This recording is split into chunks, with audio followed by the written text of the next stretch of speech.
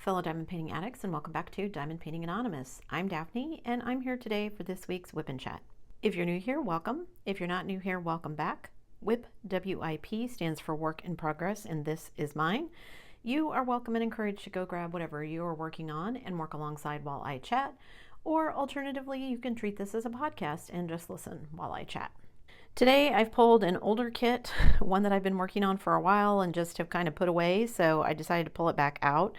This is called 02. This is from the old Mary's Diamonds, and it's just kind of been hanging in the back of my closet, and I decided I was going to pull it out and work on it today. So let me zoom in to where I'm going to be working, and I will be right back. Don't go anywhere. All right, I've got my timer started here, and I am ready to start working. Okay, let me start with my life update. What's going on in my regular life? Well, pretty much same old, same old. We are still painting, packing, trying to get ready for putting the house on the market and getting everything done. It's starting to feel like a never-ending process, and I actually had the thought that maybe I would just stop packing. We've gotten rid of a ton of stuff. We haven't started on the garage yet, so that may be the next project, because I feel like the house itself, I've kind of gotten rid of everything that I can. I mean, I probably could go through like the kitchen stuff again, but as far as like storage areas and bathrooms and bedrooms, closets, most of what's left is stuff that we use every day. So not stuff that I want to pack away yet because we're still using it. There are still some odds and ends that I'm contemplating. We still don't know for sure if we're going to rent a trailer or buy a trailer. Some of that is going to be dependent on how quickly we are able to sell the house, or if we end up staying a couple more months than we anticipated. But either way, I'm not sure that what we have currently still picked out to take is all going to fit. I told my husband we need to do some kind of 3D modeling thing and figure out, okay, if we take these pieces of furniture, how much space do they take up? And then how many totes are we taking and what size are they and how many of those can we fit in there? So yeah, still some odds and ends for us to figure out, and I may have to go back through some of the stuff that I've already packed and just be a little bit more ruthless about it. For example, I have I think 2.5 totes full of framed pictures and photos and artwork and family photos, that kind of thing, that I took down off the walls and just thought, well, I'll just pack it. They're already framed. We bubble wrapped everything and put it in a tote. All of my photos are already on an external hard drive, so do I really need to take 3.5 boxes or 2.5 boxes of framed photos? Especially when I don't even know if I'll have room for all of them. So I may end up going back through them and just figuring out, this one I definitely want to keep. Like there are certain ones of my kids that I'm absolutely going to keep. I won't get rid of those. Even though I have the photos on my external hard drive, I still want to keep the framed photos. Some of them from when they were kids and stuff like that. I have stuff framed from when my siblings and I were kids, and even though, again, I have all of the photos stored digitally, it's a frame with a big collage of pictures that we put together for my mom one year as like a Mother's Day present. I don't want to undo all of that. It'd probably fall apart even if I tried. So I just want to take it intact. So I just kind of need to go through again, I guess, and figure out, do I really need all this? Do I really want to take that, etc., and see how much I can pare down again, especially since a lot of the stuff in the garage is going to be big. Most of the stuff in the garage that will be going is tools, of course, because that's where my husband stores all of his tools, and most of them are hand tools, so they're not huge. And he does have one like craftsman drawer storage kind of thing. So we can put things inside of that as well, but you don't want to load it down too much because then it's too heavy to move. It has wheels, but even at that, if you load it down too much, it's too heavy to move. At least too heavy for me anyway. We had talked about taking our 2 dressers that we have in our bedroom and our 2 nightstands. I think the nightstands we'll be able to take. I don't think we're going to have enough room for the dressers, which isn't terrible. It's not like I have a super sentimental attachment to them. I mean, they were my mom and dad's, but they're big, they're heavy, they're wood, they're nice and they're solid, and it would be super expensive to replace them. But do I really need to haul them 2,000 miles cross country? No, probably not. So we'll just have to, do some more paring down. I think I need to go back through, like I said, things that I've already packed and figure out, okay, of what's in here, is this stuff we absolutely need to take with us? I know there's going to be kitchen stuff still. Even though I've already gone through the kitchen once, I know there's going to be stuff that we end up not taking with us. I probably should just sit down and go through some of it while we have the time. I know there's clothing that I'm not going to want to take with us for me personally, and probably clothing that my son and my husband don't need to take either because it's stuff they never wear. You know how stuff just accumulates? You buy it, you think you're going to wear it, and then you don't, or you buy it for a season and then you just don't wear it like you thought you would, and it just never leaves your closet after that. It just gets shoved further and further to the back until you forget about it. I know I have at least some stuff that I could still donate or put in our little recycling bag of stuff that we don't wear, or at least I don't wear anyway. So yeah, just a lot of packing and organizing and thinking. I am gonna do a video about how I'm kind of packing and organizing my diamond paintings to take with us. For now, and I've said this before, I think I'm just gonna take what I have with us. I'm not gonna de-stash anything or anything like that. I considered doing that, but right now, because hubby is not working and we don't have any extra money coming in, I don't plan to spend any extra money or spend any money on kits or anything right now. It was hard enough. We went and paid off hubby's car so that we had time to let the title work its way through the system and get to us finally.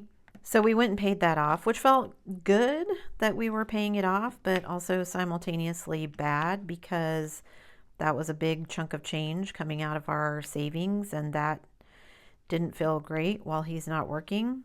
Hubby is supremely unbothered by anything. I don't know if it's a Canadian thing, if it's just a hubby thing. He just doesn't worry about stuff, which sometimes is really nice and sometimes is just super frustrating. We did finally get in a consult with a cross-border accountant. We opted not to go with the company that wanted to charge us $500, so I'm glad we didn't do that. This guy, it was a free 30-minute consult, and he answered a lot of our questions. A few that we thought of later that we wish we would have thought of at the time, but that's okay. He actually put quite a few of my fears to rest. It's complicated, of course, because we have to file with 2 countries, the US and Canada. But he said that the real complication is the first year that you move, because that first year you have to do a lot of what they call, what do they call them? There's an acronym for it. But basically, because we have 401ks and IRAs and retirement accounts in the United States, all of that has to somehow be reported because we're moving to Canada, which doesn't make a lot of sense to me personally because, like for my accounts, they're just going to sit in the US. I'm not contributing anything to them. They're just going to sit there and do their thing until I'm old enough that I could actually withdraw anything. But there's a lot of rules over who gets what they call first tax rights over your income. So, of course, anything that we earn in Canada, Canada gets first tax rights. Sometimes Canada gets first tax rights for income that you earn in the US because we're residing in Canada, but that can be kind of complicated too. Anyway, basically the first year is complicated, but the price he quoted us was way less than I was expecting for having someone help us. So that was good. I didn't realize, although it makes sense, I guess I just didn't think about it, that both returns get filed simultaneously. Like, I guess in my head, I figured we'd file in Canada, everything would get adjudicated or whatever, we'd get a refund, pay our taxes, whatever we got to do, and then we would file our US taxes. Here's what we paid in Canada, blah, blah, blah. And then it would go from there. Well, I guess they all just get filed simultaneously. So I'm still not clear on how it works. Like, say I have US income that gets counted as US income, even though I'm living in the in Canada. I would get a refund, and then in Canada I pay more. Does that increase my refund? We didn't ask those kind of questions, so I guess we'll just find out when it happens how that's going to work. Because typically, hubby and I get a refund in federal, and I didn't ask anything about how state works, which I wish I would have, because I don't know if the cross-border people just help you do federal or they also help you do state. State, we should only have to do for 1 year, because after that, we're not a resident of the state, so we shouldn't have to file with the state. But also, the tax rules change every year, so who knows? Anyway, he went a long way to just having somebody that knows how it works answer a bunch of our questions and all of that kind of stuff. Made me feel a lot better about the whole process. So that was good. And we didn't have to pay $500 for it, so that was awesome too. And like I said, he told us that the first year is really the most complicated, and then after that, basically, you're living and residing, working in one place. Our situation may be a little bit weird because hubby is dual and he might be doing storm work in in the US. But that also depends on who he's working for and where that storm pay is coming from, how things get figured. So we may be paying someone to do our taxes more than just the first year, but that's okay. Plenty of other people are doing the same thing that we're doing, so if other people can figure it out, I'm sure it's not as complicated as I think it will be. It's just one of those things where every year, I don't like filing taxes in the US either, because there's always just that, oh, you just don't want to do anything wrong. I don't know, it seems somehow less scary in the States because I've done it for so many years. So just all the unknowns for what that looks like in Canada. But like I said, he answered a bunch of our questions and we're feeling better about the whole thing. And then hopefully by the time I need to worry about any of this again, we'll be in Canada and we'll have easier access to ask some of these questions and get them answered. It could be that hubby's family could answer some of these questions for us as well, because it's stuff that they do all the time.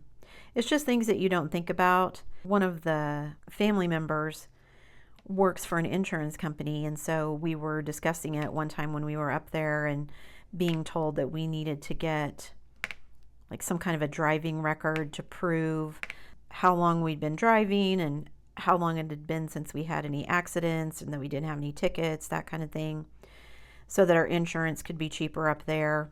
Same thing for our house, and to show that we'd not had any claims and all that kind of stuff, and just trying to figure out, do we need to get all this before we go? Can we get all this after? A lot of it you can do online, so I would say that we could get it done after, but sometimes they don't want to mail you things outside the country. So I don't know. I guess I could have it sent to like my sister's house or my daughter's house or something, but like getting copies of birth certificates or marriage licenses and stuff like that, if it would be worth it to get extra copies of all of that stuff while we're still here and our mailing address is in the US, which seems kind of funny because you can get your passport mailed to you out of the country, and that's like a government document, so you'd think they'd be okay sending you other stuff out of the country as well, but who knows? Anyway, so yeah, just lots more same old, same old. We're getting close to being done with all of the patching, repairing, and all that kind of stuff that we need to do. And they're still cleaning up from all of the storm debris and everything. Actually, hubby and I were watching. There's a house just across the corner, catty corner across the street from us, that got torn down over the last couple of days. I thought it was a person's private property.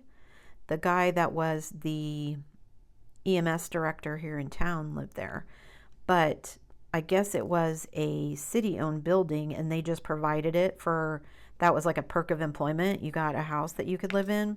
I don't know if it had enough storm damage or if it was just old enough, but the city decided to tear it down, so it is now gone. And the motel that I was telling you guys about is also now gone. I don't know if the city tore it down or the person that owns it tore it down, but it is now gone. Just kind of weird. You just have this giant concrete pad left. The house that they tore down had trees all around it, so now it just looks like this little shady area that looks kind of nice next to the road. But where the motel was, of course, there was a big parking lot in front of the motel, and then all the concrete that the motel was on, so it's just this giant slab. I don't know if they're going to get rid of that and do something with it, or if they're going to build another building on top of it. I don't know how they could build a building if somebody else owns it. No, we probably won't be here long enough to find out. So I guess we'll see. I'm just to the point where I'm hoping the house sells quickly so we can figure out all the things that we need to do before we spend a bunch of our money in savings paying bills while hubby is not working. So the faster this place sells, the better it will be for us. And it's been so super hot, not just here, lots of places, but like this coming week, it's supposed to be over 100 degrees, I think 5 of the 7 days. After that, next week, it's supposed to cool down a little bit, which it's not unusual. July and August are usually our hottest months here, but I told hubby today that I was actually kind of glad he's not working. Not because I don't want him to work, but it's been so super hot, and one of the medications that he takes, he's very susceptible to heat stroke, and working outside in the sun in long pants and long sleeves and rubber gloves when they have to do what they call hot work and that sort of thing. Just, I would be worried that he would get heat stroke, get dehydrated. He was toying with the idea of maybe signing up to go do some storm work down in Texas with all the hurricane stuff and flooding, but I'm glad he didn't, because it would have just been so hot. I don't think it would have been good for him. So yeah, just lots of stuff going on. And I also had the thought today that I think I'm rapidly approaching my breaking point. Everybody is home all day, every day. So, and I mean, my son was home all the time previously, but he spends most of his time in his room.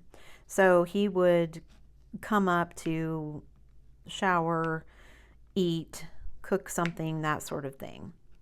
So most of the time I was on my own. Now that hubby has been home and not working, I'm like, okay, this is how it feels when somebody retires, and we need to figure out a system, because I'm used to having a lot of time kind of to myself to do what I want.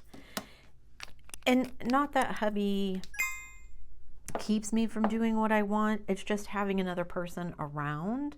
And not that I mind having hubby around, I don't want to make it sound like that, but it's just having somebody else in your space when you're not used to it for a while. I'm just not used to him being home. And yeah, I think in this next week, I'm going to plan some activities that require me to leave the house by myself.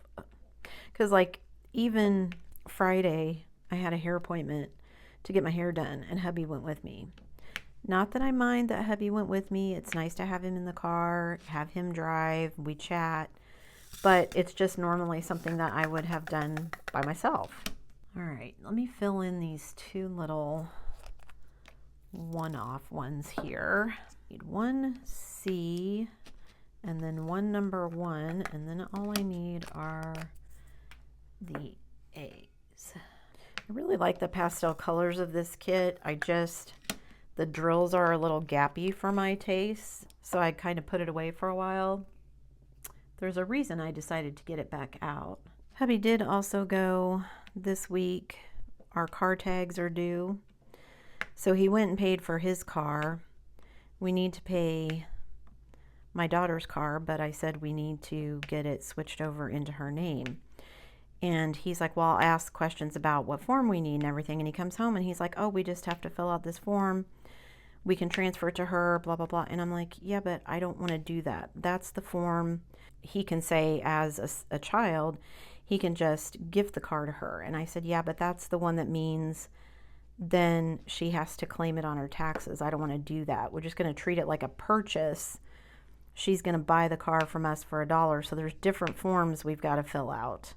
Because, yeah, as far as the DMV is concerned, that's the easiest way to go about it. But as far as her taxes are concerned, it's not. So he's going to go back sometime this week and ask them some questions. He's also going to stop by the driver's license place because that's where the driving record that we need comes from. And we want to find out, can we just go there and request it and they can print it out for us so we could do it locally? Or is it something we have to do like online through the state offices in the capital? I'm going to bet it's one we have to do online. That seems to be the way of everything. And he says to me, well, I'm just going to go in and ask. I'm like, I don't even know if you can just stop in and ask questions anymore. Every place wants you to have an appointment before you do anything. And you have to go online and make the appointment online before you can even walk through their door, which sounds kind of crazy, but that is the way they have it set up now. Oh, I missed an S. All right, let me grab the S and do that. See, these are the kinds of things that sometimes when I'm working on a kit, I did this a lot on Jasper C, and I'm probably going to do it on Belly Dancer too. Like that one off, if I'd known that was the only one there and I'd realized it when I was doing all these other colors, I might have just thrown like a purple or a pink in that section, in that square. Nobody would ever have known but me. All right, now I'm just going to peel this back for now. Okay, so I think that was everything mostly in my regular life. A little bit of overlap with diamond painting stuff, but what's going on in my diamond painting life? I did some finishes. So I finished the mini Dazzles kit that I got from Diamond Art Club. And if you haven't seen that finished video, go check it out, because I also spent a little bit of time kind of comparing my experiences with Paint Gem versus the mini Dazzles kit. I think there are pluses and minuses to both. Paint Gem, at least in my experience, does not have the greatest drills. And with the Diamond Art Club, the drills were better, and you got a lot of specialty drills and a lot of extra drills. Like I said, I ended up with a ton of the fairy dust drills left over because every drill but 3 of them were pixie dust drills. So that was nice. However, I don't know if a taco with like a kind of metallic sheen was what I was looking for, because having the pixie dust drills for everything, I don't know, just kind of made it look weird. I guess for me, it's kind of the same thing as black and darker color ABs. I very rarely like using those dark colors with ABs because blacks and those darker colors are meant to be shadows generally and blend into the background. And if you turn them into ABs, it just looks off to my eye. While the pixie dust drills were fun, I just don't know if that was something that I'm going to be interested in doing in the future. But it was a nice experience to see how they were. And someone mentioned that Make Market also has small little mini kits. You get 6 little ones in a set, just like you do with the Diamond Art Club. So I might try one of those. The small Make Market that I did, the little dolphin one, I liked it. It was just fine. The drills were great. So I may try something like that in the future. I don't know if I'll buy any more Paint Gem. Like I said, I While I like a lot of their designs, the drills are they just tend to be trashier than I like. But it was an interesting experience to try it out and see what it was like I said. I didn't see anything in the new releases this week for either Diamond Art Club or Dreamer Designs that I wanted to make. I'm still watching Oraloa to see if they're going to release any more of like my little travel posters that I want to do. Haven't seen one yet, but we'll see. But Diamond Art Club, gosh, they seem to be expanding into everything these days. So a lot of people had questions in the Mini Dazzles kit about their new toolkit, which I wasn't even aware of. I'm not in their VIP group, so I never know what's going on. If somebody else shares, then sometimes I have the info, but most of the time I have no clue. And that's okay. I don't need to know everything that's going on. But so they've got the new tray, which for me, and I said this in the video, I like having the taller walls. And on the Diamond Art Club, the new tray, because the lid is meant to slide in, the back of the tray, which is where I shake all my drills to, is actually even lower than the other sides. So I would find myself shaking it and then everything just fell out the back, which was not ideal for me. And I tried the new pen with the twist up putty, just not for me. I mean, it's nicer than the pink pens. I'll give them that. It's chunkier, but it's still just, I'd rather have my nicer pens. And even if you get a nicer pen, you don't have to get a custom one. You can get some inexpensive ones on Amazon or someplace like that, and they work just as well, in my opinion. But they've done the new trays, so new putty, new pen, new tray. They did those figurines for like Harry Potter, and then they had the little signs that they were doing, and then they came out with the like Elizabeth Ward type storage. I looked at it. For me, it was more money than I wanted to pay. It's more expensive than the Elizabeth Ward, and I have enough Elizabeth Ward already. I just don't need any additional storage at the moment. Maybe once we move and I know what my setup is going to look like and how much extra space I'm going to have for those sort of things. But that's something to me, paring things down too, is I don't know how much room I'm going to have. The diamond paintings can stay in a closet, in a tote, whatever. I don't have to unpack every single one of those when I'm not working on them. But a lot of other stuff will have to be unpacked, and that stuff's going to get given priority space-wise. Anyway, I'm getting off topic here. Yeah, just nothing that I saw that I had to have. I've seen a couple of Dreamer Designs new releases that I was like, they've had a couple of restocks of things that I really wanted to get, but I didn't. Like I said, I'm trying to not buy anything this month. I'm trying to not buy anything until we get the house on the market and it sells. We'll see how successful I am at that. Don't know how that's going to work, but we'll see. What else did I need to tell you? Oh, the other thing that I finished besides the Mini Dazzles kit was Jasper C. That was yesterday's video. If you haven't seen that one, go check it out. I absolutely love how that one turned out, and I'm actually super happy that I decided to add in all the extra ABs. I do think this was a special case where I thought adding in the dark ABs 939, 3371, and 310 actually worked, because rather than kind of being background, I wanted it to look like a wet paint pour abstract painting. I think adding in ABs for all those dark colors really worked for that, to make it look more wet and kind of glistening. So I'm really happy with how it turned out. I want to frame it and hang it up, but I'm not going to do that until after the move. I've already got so many kits in frames. That's the other thing. I want to take all the ones that I have framed currently, but I think I'm going to have to go through and kind of pick and choose, because I don't think we're going to have enough room to take all the ones that I want to take. I've got a Crafties frame that I was going to take that I'm reconsidering now. I have one that I did from one of the budget companies that I'm debating whether or not I really want to take it with us. I've got some that I finished with intentions to frame. I've rolled them up and put them in like little extra craftably tubes or Diamond Painting Deutschland tubes to take them. And I just don't know at this point if all of them are going to make the cut. I have plenty of diamond paintings, so if I have to let go of a few things, it's not the end of the world. I have given a couple away. I had one that my sister really wanted, so I took that one down off the wall and gave that one to her.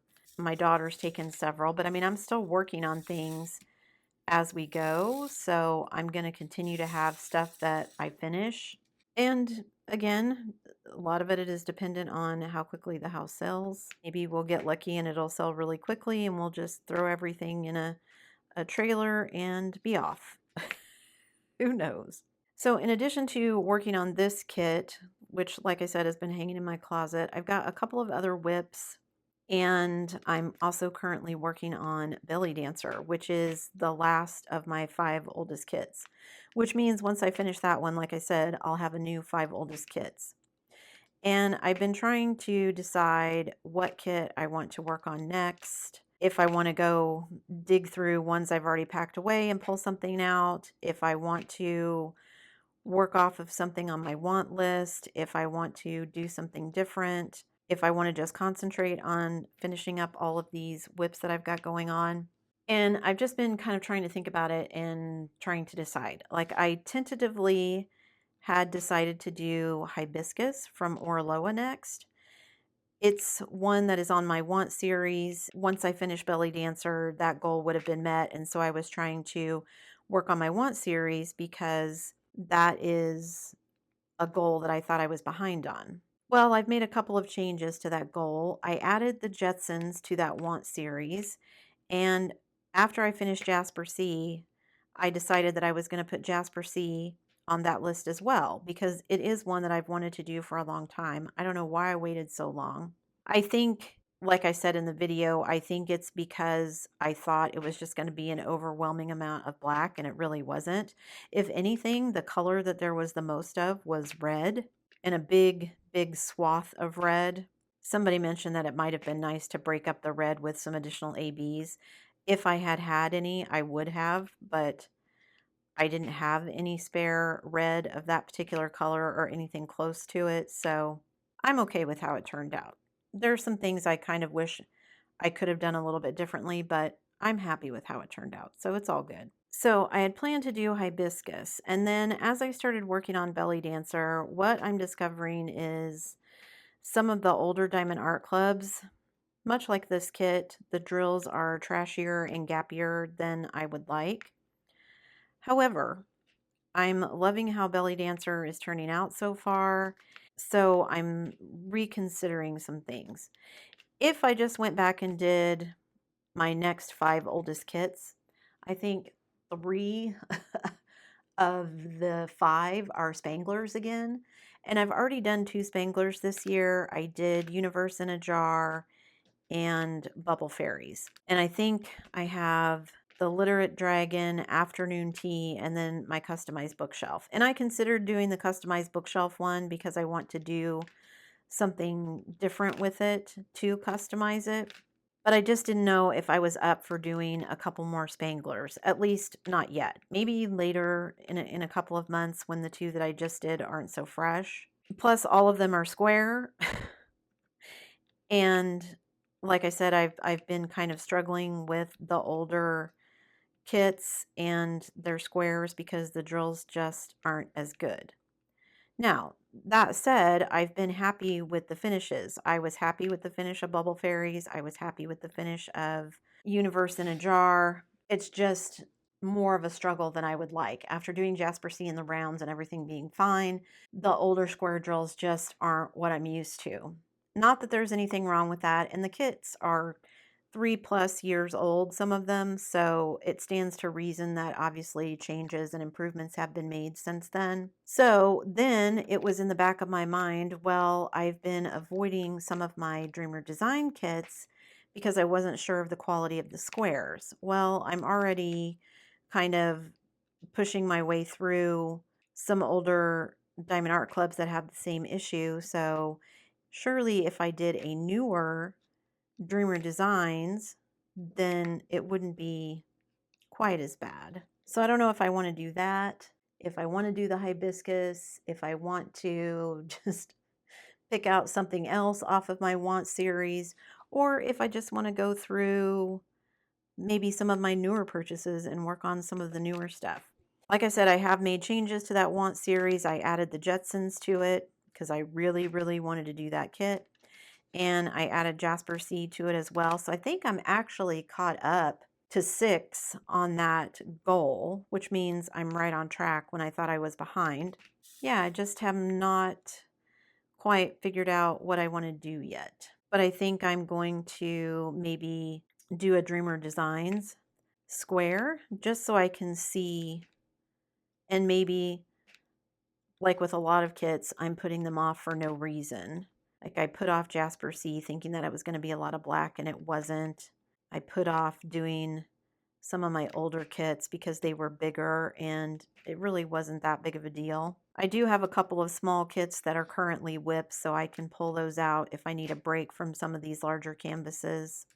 Yeah, I think it'll just be, I don't know. Maybe I'll just go look through the boxes and see what strikes my fancy. Instead of trying to work from a list or work towards my goals, I'll just look through and see which one jumps out at me. Maybe it'll be a brand new one. Maybe it'll be one I've had for a while. Who knows? Maybe it'll be a kit I forgot I had.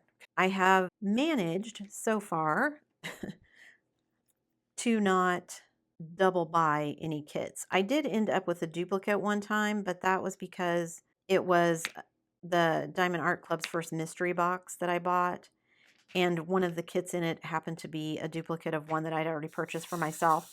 But other than that, I've managed to not accidentally buy. I mean, Diamond Art Club tells you now you already own this or you previously purchased this or whatever, but I wouldn't put it past me to not be paying attention and buy something again anyway. I mean, if I've done the kit, obviously I would know that I've completed it, but if I just purchased it and it was sitting in my stash, I might forget. I think that's everything I wanted to share with you. Oh, one last thing. Somebody was asking if anybody knew, I don't know if it was in the Facebook group or if it was on YouTube, but somebody was asking where Hannah Lynn went. I think she's releasing new kits with several companies, but I know I saw something, it's a new, well, new to me anyway. I don't know how new they are, but new to me company called Art and Soul. And I think I saw something somewhere about they're going to be releasing like a whole backlog of her kits. So people who really like Hannah Lynn, I like Hannah Lynn's style. It's just basically she's like a coloring page artist, so everything is a lot of very dark line art, which means a lot of black. So no matter what kit you get from her, it's going to have a ton of black. I did one of hers, moons ago called Good Witch, and I think that one still holds the record for the most bags of black I've ever gotten. It was like 11 or 13 bags of black because everything gets outlined, like it's a coloring page. So everything is outlined in black and then you fill in all the colors, which can be fun, but it's just a lot of black. And given that black is almost always the trashiest color, no matter what company you buy from, yeah, it just, ugh. Anyway, I know lots of people like Hannah Lynn, so if whoever was curious, check out Art and Soul. So I'm eternally curious. Somebody mentioned on Jasper C on that video that I seem to be drawn to kits with very vibrant colors, and I don't disagree with that. But I do also appreciate, even if I don't do them myself, appreciate canvases that are monochromatic, darker, gothic, Baroque, that kind of thing. So I'm curious, what's on your table? Tell me what you're working on. Or if you're not working on anything at the moment, is there like a unicorn that you've been searching for? Maybe a Hannah Lynn unicorn that you're hoping will be available? I was going to say I'll stick a link to this kit, but I can't because Mary's Diamonds doesn't exist anymore. I think this artist got picked up by Bella Art Diamonds, but I'm not sure about that either. But go check out Bella Art. They have some really cool kits. Okay. That's it for me today, guys. Thanks so much for sticking around till the end of the video. Before you leave, don't forget to do all the things. If you like this video, give it a thumbs up. Hit that subscribe button if you haven't already, and hit that bell notification icon for future uploads. And as always, guys, thanks so much for watching.